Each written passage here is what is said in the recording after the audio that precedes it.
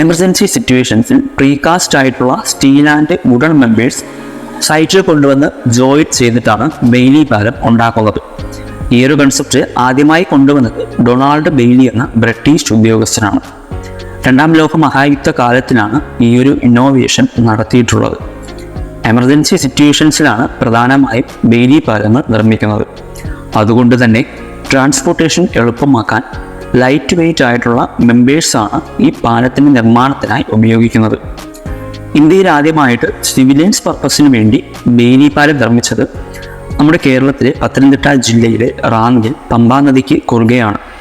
36 വർഷം പഴക്കമുള്ള റാന്നി പാലം പെട്ടെന്ന് തകർന്നപ്പോൾ 1996 നവംബർ 8 ബെയ്ലി പാലം അവിടെ നിർമ്മിച്ചത്. സൈനിക ആവശ്യങ്ങൾക്കായി ഇന്ത്യയിൽ ആദ്യമായി ബെയ്ലി പാലം നിർമ്മിച്ചത് ലഡാക്കിലെ ദ്രാസ് നദിക്കും സൊറു നദിക്കും ഇടയിലാണ്. ഈ പാലത്തിൻ്റെ നീളം 30 മീറ്റർ ആയിരുന്നു.